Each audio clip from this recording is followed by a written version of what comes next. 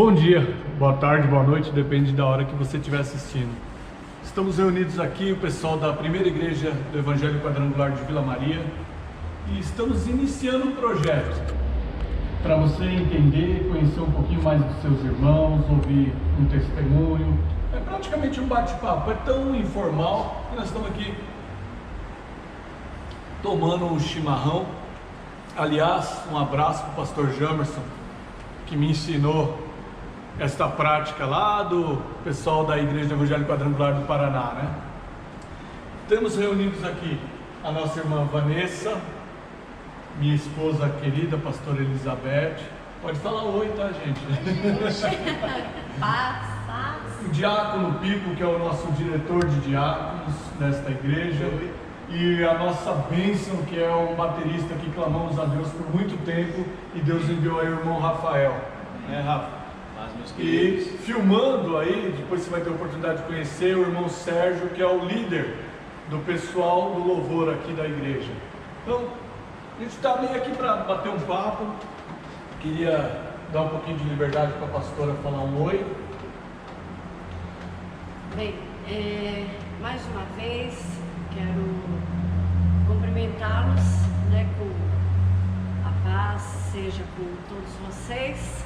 E estamos aqui informalmente, como o pastor já falou, para bater um papo, para falar algumas coisas sobre a palavra de Deus, algumas coisas assim também para rirmos um pouco, e que com isso vocês possam conhecer um pouquinho mais de cada um, da nossa vida, do que temos a oferecer, e que nesse momento o isolamento não nos isole do amor de Deus para com as pessoas, para com os próximos, que pelo contrário, que nós possamos cada vez mais ter o sentimento pelas pessoas, o amor de Cristo, a compaixão pelas pessoas que estão precisando de um abraço, de uma palavra de carinho, de uma palavra de incentivo. Então, que possamos juntos neste momento abraçar os irmãos que aqui não estão. Um beijo. Nós entramos na sua casa, por sua permissão, mas queria mostrar mais ou menos como vai ser para você entender um pouco desse programa que nós estamos desenvolvendo. Cada um de nós aqui tem uma história de vida, uma história de conversão. Cada um tem um momento em que foi chamado. Bom, eu nasci no Evangelho, conheci bem esse mundo por conta da minha profissão, por conta da convivência, mas eu nasci no lar evangélico. Você nasceu no lar evangélico? Não. Se converteu com quantos anos?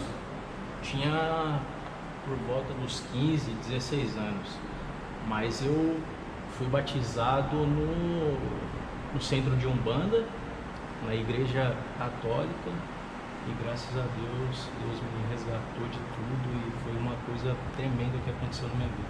Você pode dizer que valeu a pena? Muito, pastor, foi a melhor coisa. Glória a Deus. E você, nasceu no lar evangélico? Não nasci num lar evangélico. Eu me converti em meados dos meus 20 anos, 21 anos, 22 mais ou menos. Por aí. Tem uns 2 anos que você se converteu? Pouquinho.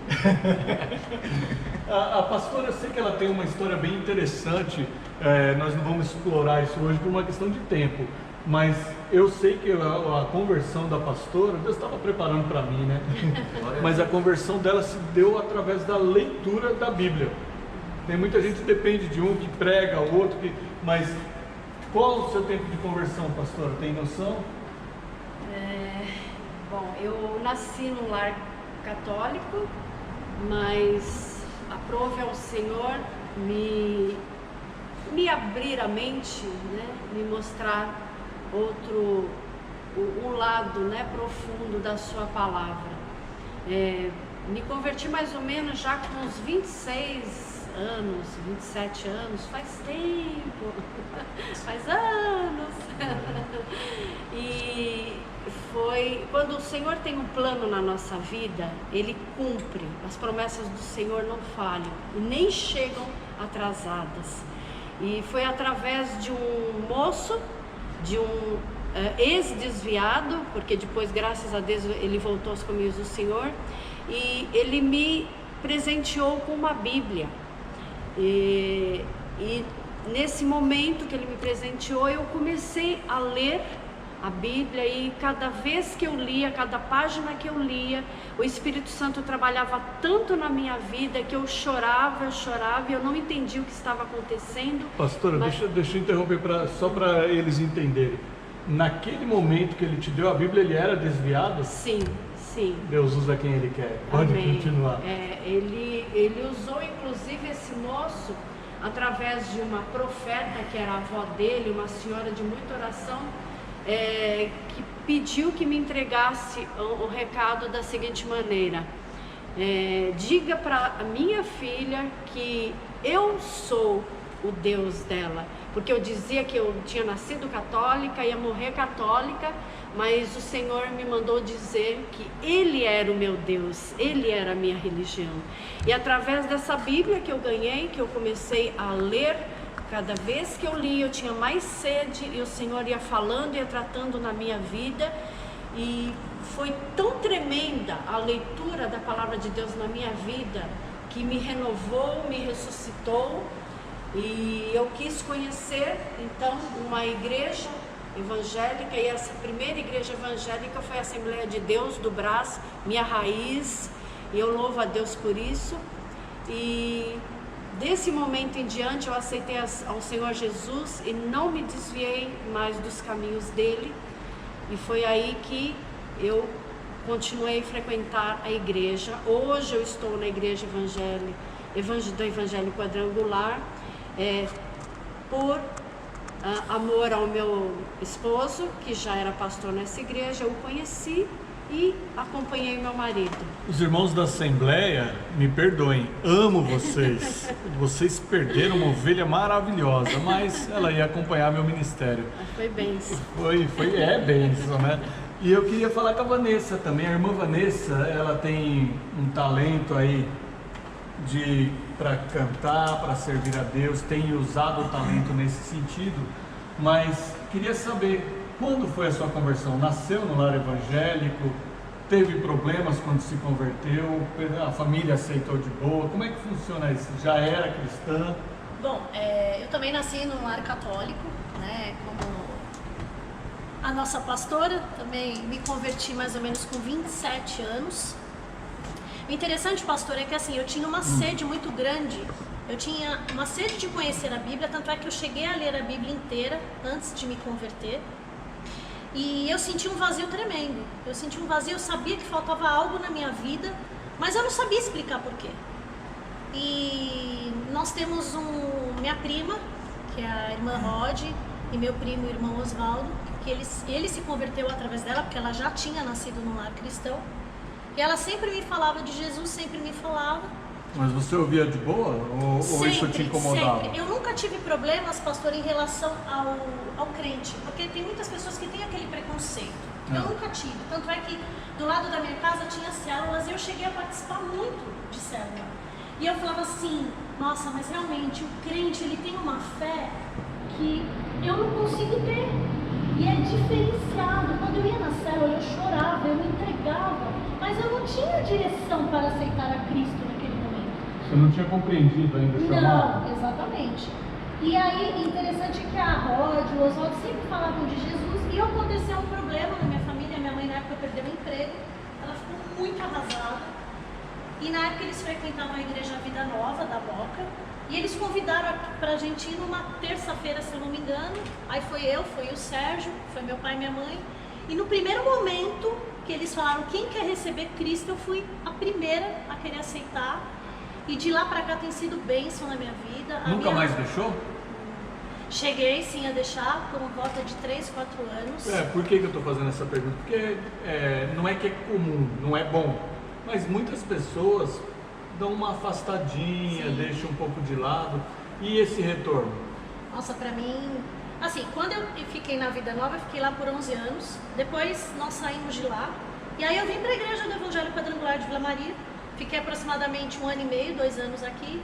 Aí nós acabamos nos afastando. Mas assim, o nosso coração nunca saiu daqui. É interessante isso, que o nosso coração nunca saiu daqui. E quando o Senhor assumiu, Deus falou tremendamente no meu coração, é o momento de você voltar e o momento de você ajudar.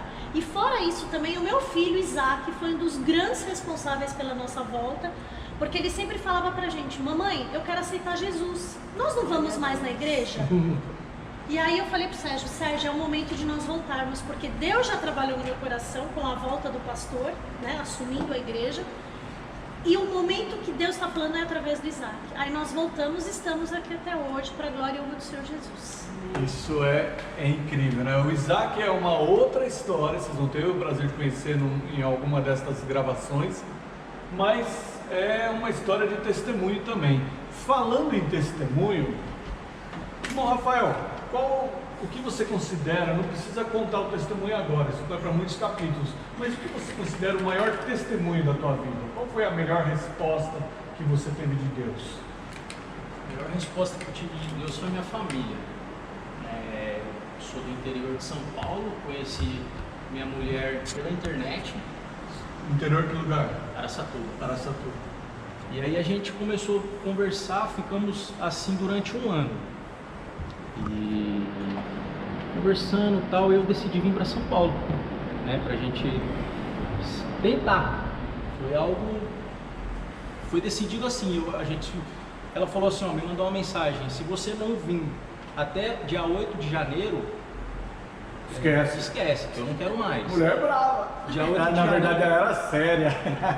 Pastor, é um propósito tão grande de Deus na nossa vida que, tipo, quando a gente conversa, eu e ela, a gente chega a se emocionar. Porque dia 8 de janeiro eu vim com R$600, que eu trabalhava num jornal à noite e vim pra cá. Aí imagina minha mãe, que eu já conheci minha mãe idosa, na verdade, né? Que eles já eram velhos. Imagina a preocupação. A minha, tipo, poxa, eu vou pra São Paulo, sou do interior, não tenho experiência aqui, né? Porque você tá no interior, as pessoas acham que São Paulo é um bicho de 7 cabeças. Com R$600 ainda piora a situação. Meu filho, como que você vai fazer? Então, fiquei na casa da minha sogra, enfim, a gente, né? E foi até engraçado que é mais ou menos assim. O meu sogro, ele me deu uma Bíblia de presente. E eles não sabiam que eu era, tanto que ela também não sabia que eu tocava bateria, que eu já sabia que eu era da igreja, que eu estava desviado, só que a gente... nesse momento você estava desviado, então? Desviado, a gente estava perdido. Por isso que eu estou falando, o maior testemunho da minha vida foi minha família, porque hoje eu me vejo aqui, junto com meu filho, com a minha filha aqui no altar, a minha mulher batizada, não tem o que fazer, entende? Tipo, é só gratidão tremenda a Deus. Então o seu maior testemunho, Jesus unificou tudo, a família, a salvação, batismo, e ainda estabeleceu tua vida em São Paulo, tudo milagrosamente. Tudo milagrosamente. Deus é bom. Milagrosamente. Eu sei que entre essas palavras de testemunho, o irmão Pipo tem um que é muito forte também. O que é, Pipo, aquilo que você considera? Pipo é carinhosamente, tá? Tiago Augusto Pipo, que a gente chama.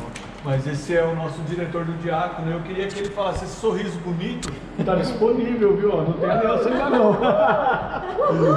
Irmão Pipo, qual que é seu Leva testemunho? eu pra você. Ele é lindo e ó. É cheiroso. Garoto Sente cheiro, sensacional. sente Você cheiro. está sentindo cheiro? Sente cheirinho. Fala aí, irmão Pipo, qual que é seu testemunho? Olha, eu fiquei até vermelho agora, só vocês mesmo.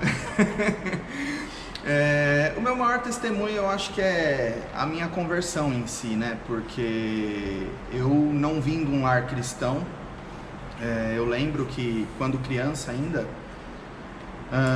eu tinha uma prima que ela se converteu e eu tava fazendo acho que 15 anos, 15 ou 14 anos, alguma coisa assim, e ela falou pra mim que ia me dar um presente. Eu falei, mas que presente que é? E eu, aquela criança, né, eu queria saber o que é e tal. E ela, não, eu vou te dar um presente e é de comer. Eu falei, de comer eu não quero. Ela falou, não, é de comer. Aí agora eu vi nossa diferença. E ficou um mês mais ou menos assim, um mês e pouco falando. Até que aí ela me deu o presente e o presente era uma Bíblia. Só que naquela época eu não era cristão, não era convertido, tinha feito o quê? Primeira comunhão na igreja católica, morava de frente para uma praça que tinha aqueles cultos, né, evangélicos na praça, e só faltava eu tacar pedra ali. porque eu não aguentava, não ficava falando e, nossa, me incomodava muito. O crente te irritava? Irritava.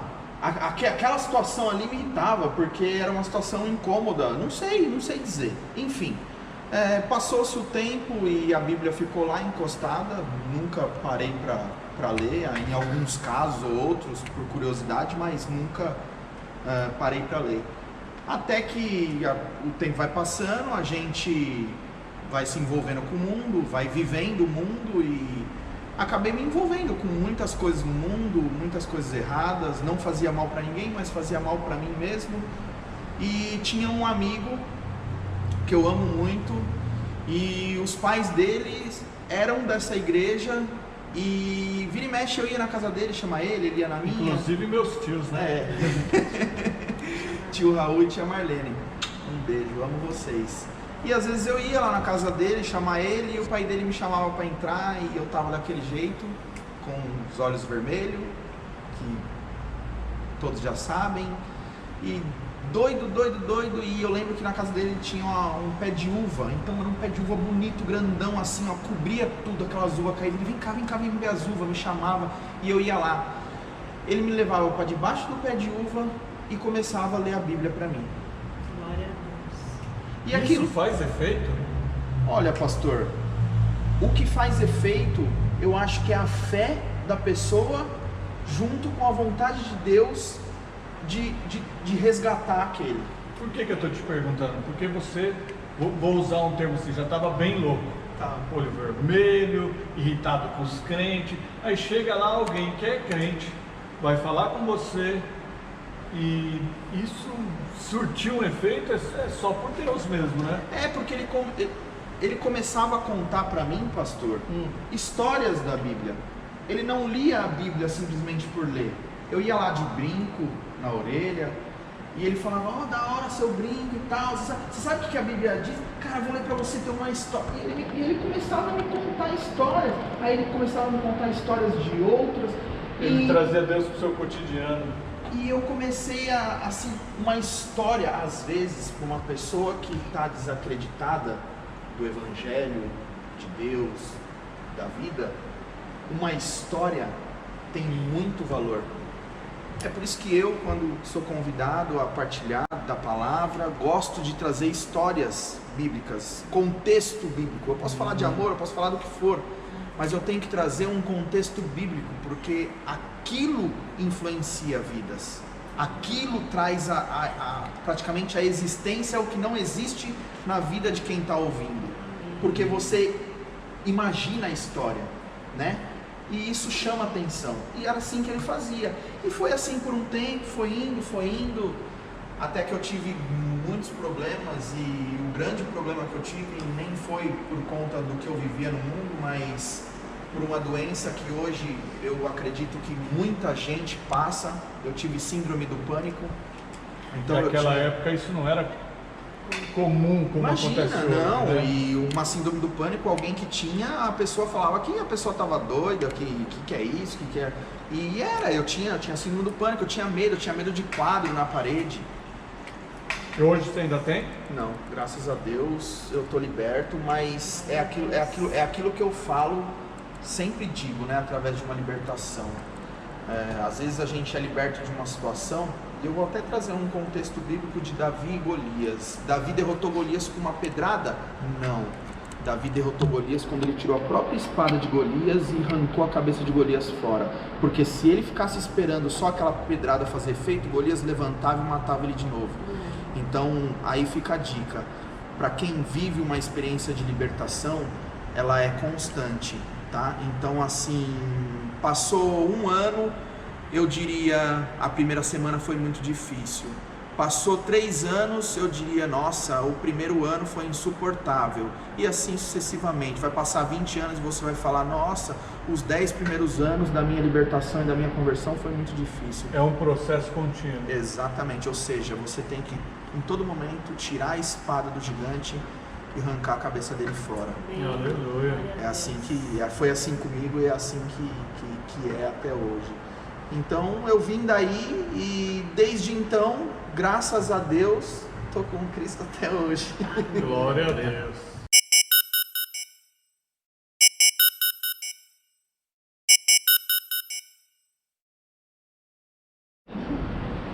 Pessoal, se tiver por um acaso edição dos bastidores, vocês vão vir.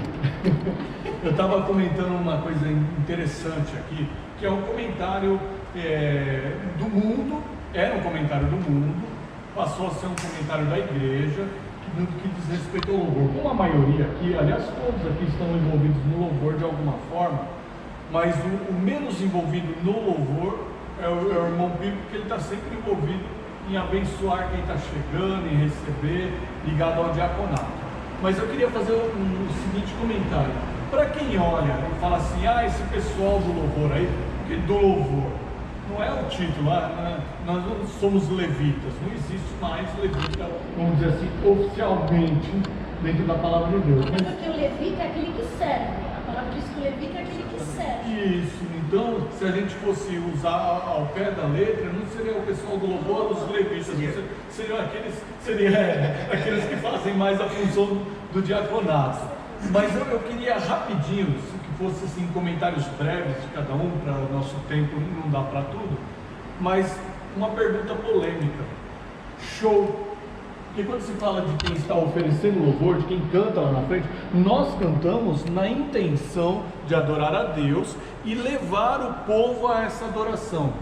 Você considera quem está na frente que está fazendo um show? Não. Infelizmente, existem alguns artistas gospel que fazem do louvor um show. Sim, infelizmente. Mas está errado? De fazer um show, na minha opinião, sim. Porque você pode levar a palavra de Deus, a adoração, que é o louvor. Uma adoração é você entregar tudo que você tem ao Senhor e adorar de todo o seu coração. Então o louvor é para adorar ao Senhor, é para engrandecer ao Senhor e para envolver as pessoas naquele amor, para que eles entendam, porque também entender a letra daquele louvor, o que o Senhor tem para falar ao seu coração. Então o louvor, o ato de você estar em algum lugar, numa igreja, num evento, cantando louvores ao Senhor, é um ato de adoração ao Senhor, e não de se exibir, não de a apresentação, ela deve ser com o coração quebrantado diante de Deus. Falando no ato de se exibir, vou perguntar então para a irmã Vanessa.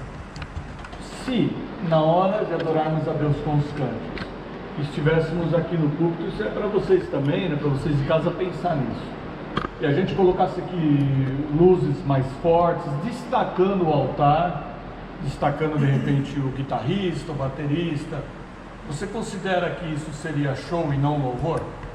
Eu acho que depende muito do ponto de vista de quem está assistindo. Depende Eles muito que do vão ponto de julgar, vista. Eu acredito que sim, porque eu vou dizer como uma pessoa que adora ao Senhor. Quando nós estamos frente à igreja, vou dar o exemplo da igreja, que você está ministrando o louvor, a alegria de quem está ministrando, principalmente de levar o povo à adoração, porque quem leva o povo à adoração é o Espírito Santo. Nós somos apenas canais para esse povo. Agora, se eu de repente quero destacar o altar com uma luz mais forte aqui, aquilo é para deixar bonito o altar. Então é uma beleza para adorar a Deus. Sim, agora vai depender de quem está lá embaixo. Depende de como a pessoa enxerga aquilo. Então, achei interessante, vou aproveitar a sua colocação. Às vezes a gente está aqui em cima querendo fazer o melhor. Sim. E eu estou falando a gente porque eu sou pastor, eu estou preocupado com tudo que acontece. E pensamos assim, vamos iluminar melhor, vamos chamar a atenção. Por que nós chamamos a atenção para o altar?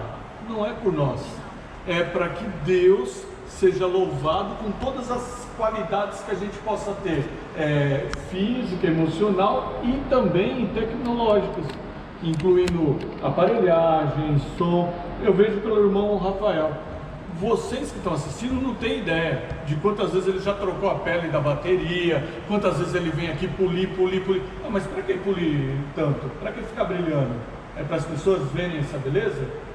Não dá nem pra ver assim, quem tipo, de longe Não percebe, né? Não percebe, mas é o zelo, né? O zelo com o meu instrumento, uma coisa que não é minha, é da igreja, e o que é da igreja é de Deus, né? E se eu não ter zelo com as coisas de Deus, não tem Não tem sentido. Porque sentido. eu falo, tá aqui. E aproveitando ainda dentro do assunto louvor, eu noto, não é porque eu fico reparando, mas faz parte do pastorado prestar atenção em tudo que está acontecendo. Entre as pessoas do louvor, o irmão Sérgio, Vanessa, a pastora, entre o irmão Pedrinho, que não está aqui, bênção Pedrinho, você vai estar aqui na próxima conosco. Entre aqueles que adoram, a sua filhota, que hoje é tua alegria, né? A Isa cantando ao Senhor. Entre todos esses, a gente sempre vê um tempo de adoração mesmo estando cantando. E eu já ouvi pessoas na mídia falando que as pessoas que estão fechando o olho, estão levantando a mão, estão se ajoelhando, estão fazendo isso para se aparecer. E eu vejo que o nosso grupo tem esse hábito de levantar as mãos, ou de dançar. Muitas vezes eu notei você na bateria cantando junto, uma coisa que não acontece com muitos bateristas. Por que você canta junto, fecha o olho na hora de tocar? O que você sente para fazer isso? Pastor, é uma coisa, eu me sinto muito honrado de estar onde eu estou, né, pela oportunidade que a igreja me deu, que vocês me deram, sou muito grato a Deus. Quando você se aprofunda mais, né, no louvor, na adoração, o poder que um tambor tem é impressionante, sabe? Pode salvar uma vida, porque quando eu me converti, que eu vi a igreja tinha uma bateria monstruosa, eu falei, eu quero isso pra mim, eu quero aprender a tocar esse instrumento. Aquilo já batia no seu coração. Entendeu? Então, é muito complexo falar, né, o que as pessoas... Eu me sinto muito à vontade de fazer isso. Às vezes eu até me seguro, porque eu tenho vontade de levantar, de bater no prato, de me ajoelhar, sabe? De gritar. Só que eu me seguro por... Detalhe, não se segura mais. Deixa o Espírito Santo agir. Quer dançar, quer tocar de pé, dança e toca de pé. Por quê? É o que a Vanessa estava falando. As pessoas olham, mas nós estamos fazendo para o Senhor. Pastor, deixa eu só fazer um comentário. Ele falou de bater no tambor. Responde uma coisa para mim. Um tambor vazio soa dentro de um coração? Não tem como. Não tem como. Tudo que for vazio não tem como chegar até Pode sim ter qualidade e tudo, só que a nossa intenção aqui não é só a qualidade. Mas você acredita que o tambor que está ali, o tambor está vazio, mas quando você bate nele, ele vai soar dentro de um coração? Com certeza. Por quê? Porque soa no meu coração, primeiramente. Olha, isso é importante. Primeiramente soa no meu coração. O que está soando no coração dele é adoração. É isso aí. Quando você é cheio, isso transborda e enche as outras pessoas. E enche. Irmã Vanessa, quando você está cantando, em algum momento, pastora, quando você está cantando, em algum momento, vocês ficam preocupados com o que as pessoas vão pensar? Não, eu não. Não? É que assim, pastor, o que acontece? Quando você está adorando a Deus, a sua intenção ali é agradar primeiro o coração de Deus. Quando o louvor sobe como incenso suave e agrada ao Senhor, não tem como os rios de águas vivas não fluírem através desse púlpito. A partir do momento que você agrada o coração através da tua adoração ali, ele transborda. Não tem como as pessoas não serem alcançadas pelo louvor. Se o louvor sobe como incenso e ele transborda, eu vou perguntar para a pastora, você acha que o louvor tem cheiro? Para mim tem. Para mim tem cheiro, para mim tem vida, para mim tem cor, gosto. tem gosto. Porque a minha experiência, quando eu estou ministrando, quando eu estou adorando, eu sinto tanto a presença de Deus na minha vida e no grupo, que a minha vontade é sempre pular, é subir, é tocar no coração de Deus, porque eu sinto sempre o desejo de agradar, de alegrar o coração de Deus. E eu sinto tanto isso que eu costumo pensar e dizer que quando eu ouço o instrumento tocar, aquele instrumento está falando. Aquilo que vocês Está estavam falando. porque quando eu ouvia um violino tocar, eu falava, nossa, esse violino fala. Quando a pessoa toca, ele fala, eu consigo ouvir a mensagem daquele violino sem mesmo um cantar, uma letra. Então, quando eu vejo e eu escuto os irmãos aqui, o Sérgio tocar, o Pedrinho tocar, o Rafa tocar, eu sinto o Senhor falando conosco. É tremendo, é inexplicável. O amor de Deus é tão tremendo que você consegue ouvir. Ô, glória! Pensa bem, vocês têm na mão algo que tem gosto, cheiro, essência. Segundo a pastora, eu não tinha pensado nisso, tem cor. Imagina Pra mim é tudo colorido. isso subindo ao Senhor e o Senhor recebendo. E aí o interessante é que quando vocês tomam essa atitude, a igreja é invadida pelo mesmo gosto, cheiro, essência, tudo aquilo vai para Deus. Quando você adora, você entra nos átrios do Senhor. Isso é muito legal, isso é muito bacana. Eu sinto isso como pastor. Pode falar. Um detalhe, eu esqueci, desculpe, me perdoe. Quando o irmão Agostinho toca também, ele toca lá o seu acordeon, é tão profundo, eu nem falo muitas vezes isso para ele, mas toca lá dentro do meu coração profundamente, é muito lindo, principalmente porque o meu pai também tocava, isso me faz lembrar a vida de meu pai, porque ele, sem saber, ele foi um dos primeiros a me dar um presente que vinha de Deus já para começar a me evangelizar, sem saber. Então, fica no meu coração. Quando ela falou do irmão Agostinho, eu estava lembrando, aliás, seria uma das perguntas que eu ia fazer para a irmã Vanessa. Qual que é a sensação de ter a família no altar? Porque você tem o seu filho aqui, o Isaac, que canta, tem o papai, que a gente brinca, o irmão Agostinho tem 60 anos de experiência. É o nosso Mateus além da experiência, né? Carinhosamente falando. O irmão Agostinho foi resposta de oração do meu pai. Meu pai orou por anos a fio, o Senhor manda um acordeonista.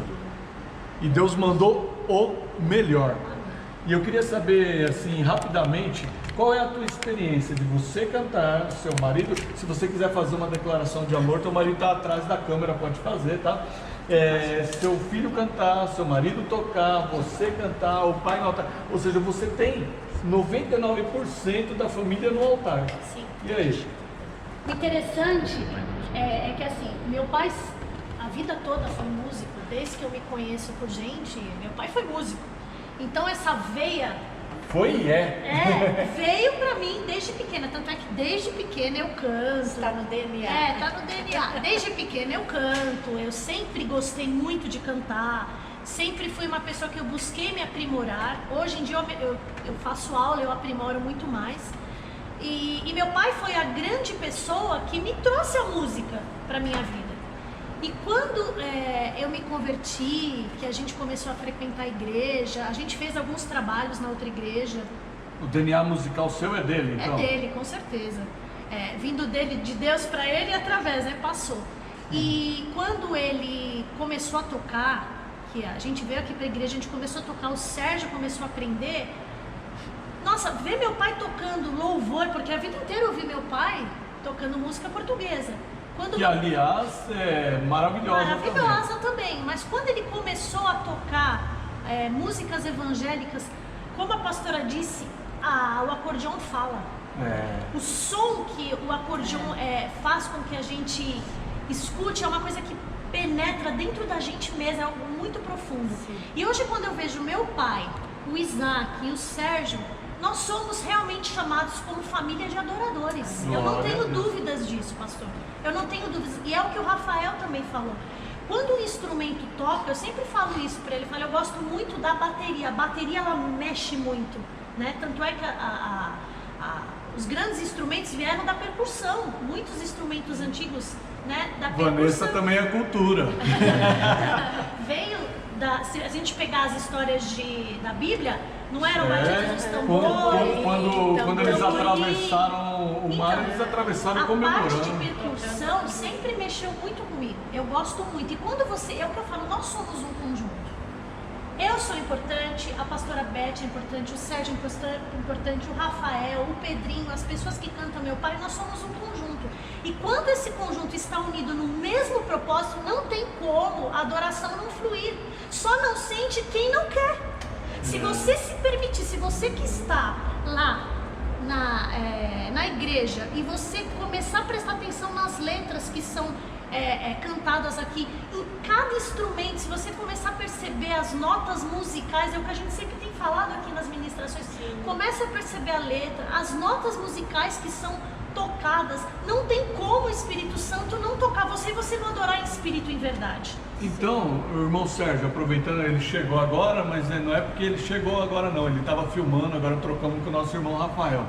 Mas dentro disso que a Vanessa está falando, a gente pode declarar o seguinte, que quando a pessoa fala assim, o louvor de hoje não estava muito bom, então o erro é nosso ou o erro é da pessoa? Porque se o louvor eu senti que não estava muito bom, o falho não foi eu? Eu acho que às vezes as pessoas não estão com os ouvidos atentos, não estão ligadas, né, pode ser que venha algum problema, esteja com a cabeça em outro lugar, não se desliga, né? Porque a ideia quando a gente louva se desliga, e assim como a palavra, se desliga das outras coisas, foca, né? Ouve, né? Tenta perceber ali o ambiente, né? Aquele som, o que a Vanessa falou, né? As letras, né? O som, cada instrumento, a gente erra, eu vou tocar, eu erro, né? Quantas vezes a gente erra as letras a gente também, erra né? as letras, acontece, né? Nós somos falhos, enfim. A gente tenta fazer o melhor, né? E se dispõe a fazer sempre o melhor. Mas às vezes as pessoas, tipo assim, hoje, tá muito alto, e a pessoa se pega tanto, às vezes, na altura, que não fecha os olhos, não percebe, e não vê aquela palavra. Você acha que vem disposto a criticar ou naquele momento não está realmente ligado em Deus? Eu acho que não está entregue a Deus, né? Porque o som pode realmente estar alto, pode estar alto, então existe maneira de você, está muito alto, então controlar mas não ficar ligado nossa, tá tão alto que eu não consigo nem pensar em Deus, nem pensar no louvor, nem prestar atenção na música, né? Fica prestando só atenção que tá alto, mas o resto... Exatamente. É aí que eu queria chegar. O irmão Pipo falou a coisa certa. É porque o coração já está em outro lugar. Quando nós saímos de casa, quando você sair de casa, sai com aquela ideia: estou indo adorar a Deus. Porque certamente quando chegar aqui vão encontrar defeitos. Eu sou problemático, o irmão Pipo é problemático, a igreja é problemática. Entre aspas, o Senhor é quem nos santifica. E quando a gente vem disposto a se desligar, veja bem, nós não somos ignorantes do que acontece no mundo. Não simplesmente falar, agora eu deixo tudo e eu entro num transe, não é isso. Nós vamos fazer o quê? Senhor, o meu coração quer se ligar a Ti. Eu quero estar ligado no Senhor. E então, os erros que acontecem, seja musical, de voz, tem gente que se incomoda com a roupa do outro. Nós vamos deixar isso passar. Porque a prioridade vai ser adorar. A prioridade para você que é músico, guitarrista, vai ser o quê? Fazer o seu melhor nas cordas. O vocal, fazer o seu melhor no vocal. E você que não está aqui em cima, o seu melhor vai ser aonde? Lá na frente, porque quando eu deixo uma pessoa entrar na igreja despreocupada com o carro dela que está lá fora, com alguma coisa que possa ter ficado lá fora, eu deixo ela entrar com o coração limpo e aberto para receber o louvor e a ministração que vem do altar. Você vê como Deus cuida dos detalhes? E nós, por causa de tempo, não dá para a gente continuar esse bate-papo por mais tempo. Mas eu queria, Sérgio, eu vou querer que você volte numa próxima, tá? Eu sei que você ficou atrás das câmeras, mas eu quero que você volte numa próxima.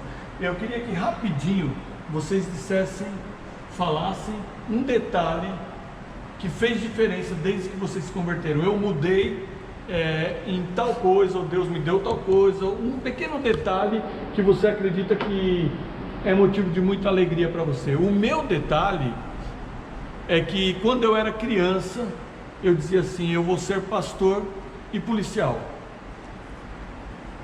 E Deus me deu esses dois presentes. Hoje eu sou pastor e sou policial. Qual que é o detalhe da sua vida? Fala aí, irmão Pipo, qual é o detalhe da tua vida que te alegra diante de Deus? Olha, eu acho que de quem eu era para quem eu sou, realmente a minha conversão, o modo como eu via, né, a igreja em si e o modo como eu vejo hoje. Então eu acho que esse é o maior presente que Deus me deu, poder estar aqui, poder servir a Ele e continuar a caminhada, independente do que eu possa ter terrenamente, né? Eu vou deixar agora o irmão Rafael preocupado, não vale falar conversão. Qual o detalhe da sua vida que faz a diferença?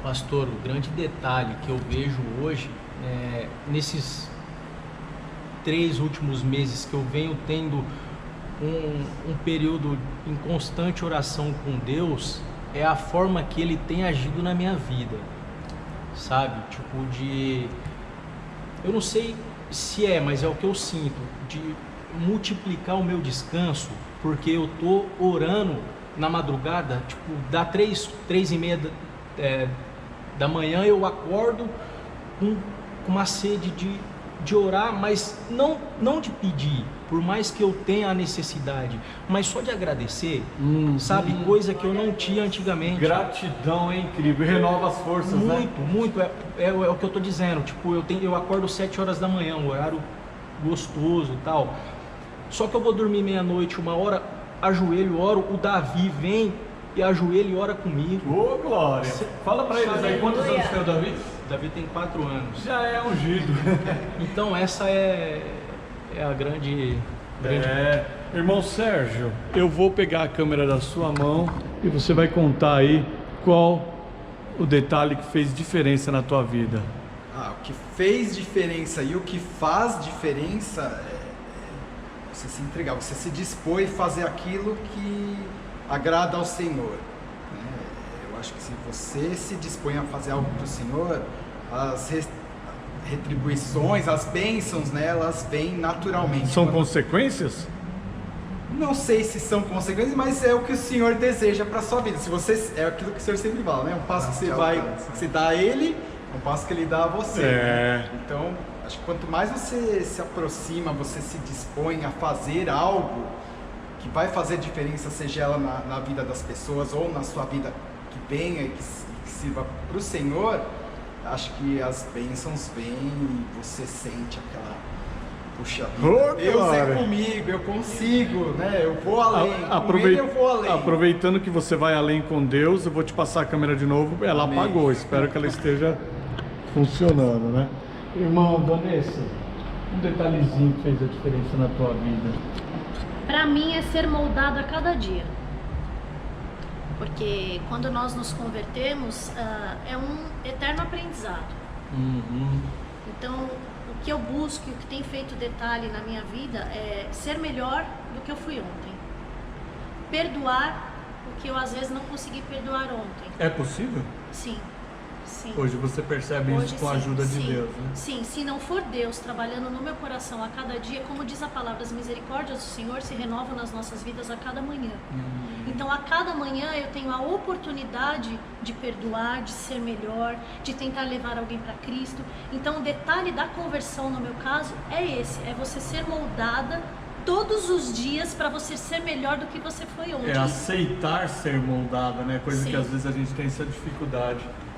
Pastora, eu te amo. Fala pra eles qual o detalhe da sua vida que fez O diferença. meu detalhe é que antes eu buscava Deus em tudo. Eu queria conhecer mais e melhor a Deus. Eu buscava em tudo. Quando eu realmente o aceitei e que Ele mudou a minha vida, eu posso falar hoje como Jó. Antes eu te conhecia de ouvir falar. Hoje eu te conheço de contigo andar. Oh, glória! Então, pessoal, esse foi o primeiro módulo você vai ver aí, ter oportunidade de ver outras vezes esse bate-papo. Vocês são os nossos convidados. Vai conhecer melhor a gente, de repente um dia vai rolar um estudo, um bate-papo, um tema polêmico, mas esse foi o primeiro. Compartilhe esse vídeo, mostra para os seus familiares que cristão também tem vida social e é das boas. Então estamos te convidando. A primeira igreja do Evangelho Quadrangular de Vila Maria, São Paulo, está na Avenida Doutor Benedito Estevam dos Santos, 1626, Vila Maria Alta. Você é nosso convidado. Compartilhe esse vídeo, faz os seus comentários e nós vamos estar reunindo outras vezes, falando das coisas de Deus, batendo papo e comemorando a presença do Senhor nosso Deus em nossa vida cotidiana. Deus te abençoe, fica com Deus e até a próxima, se Deus quiser. Amém. Deus abençoe.